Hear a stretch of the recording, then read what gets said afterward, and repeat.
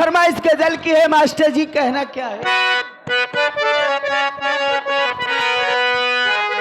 ठुकरा के मेरे प्यार को तुमने बुरा किया, ठुकरा के मेरे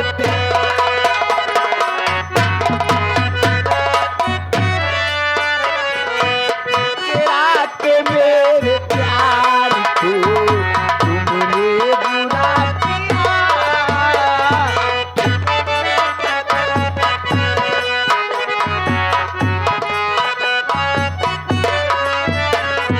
ठुकरा के मेरे प्यार को तुमने बुरा किया, ठुकरा के मेरे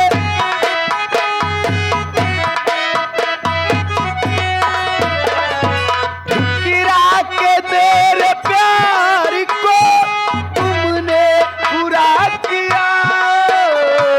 सबकी नजर से मुझको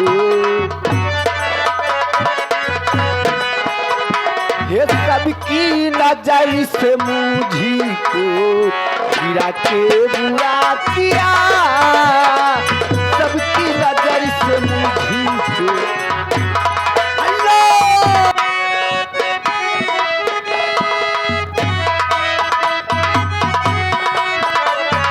गैरों के साथ जाते हो इसका गम नहीं, गैरों के साथ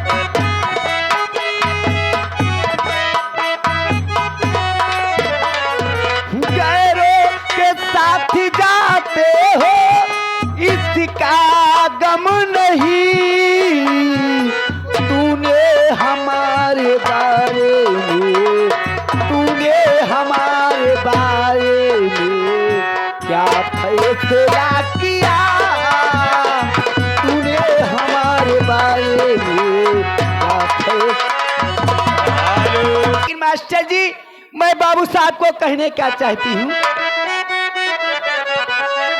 सखी लाल ब्लाउज पे लाल साड़िया,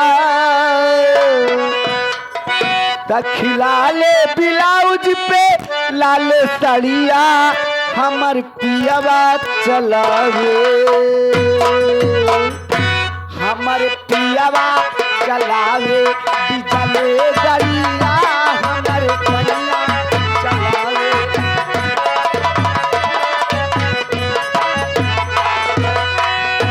सखी लाल ब्लाउज पे लाल साड़िया, सखी लाल ब्लाउज पे लाल साड़िया हमर पियवा चलावे, हमर पियवा चलावे बिजले गरिया।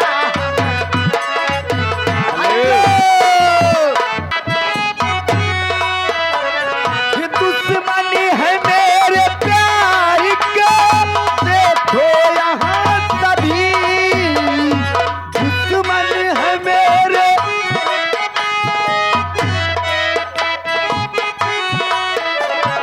दुश्मन है मेरे प्यार का, देखो यहाँ सभी।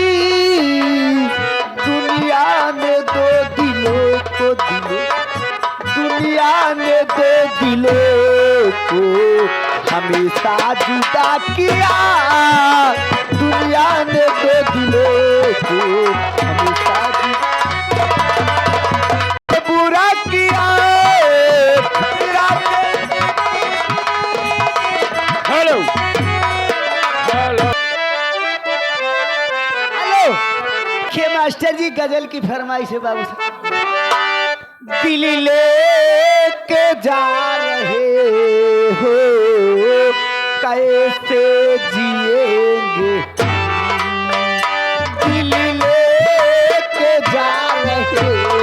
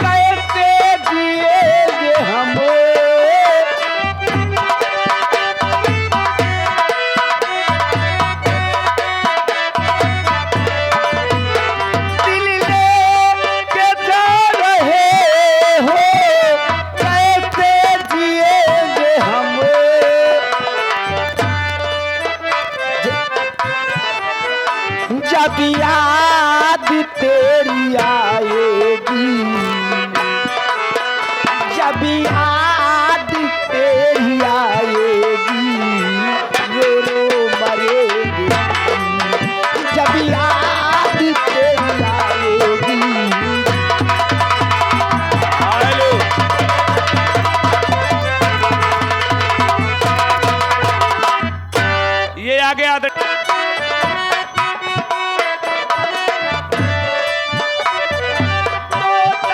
बनोगे आप तो पिंजरा बनूंगी मैं हेलो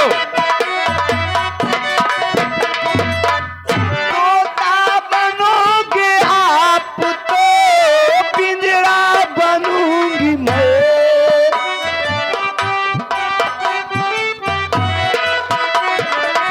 हेलो ये आगे में बंद करके बोली सुनेंगे हम पिंजरे में बंद करके हेलो सुनाए करे जाऊ हमारी एको बतिया सुनाए करे जाऊ हमारी एको बतिया पड़ल खतर में जान बसवती हे नहीं का मोबाइल तो हर दिहल पकड़ाइल बा नहीं का मोबाइल तो हर दिहल पकड़ाइल बा मिले मत यही हम लगा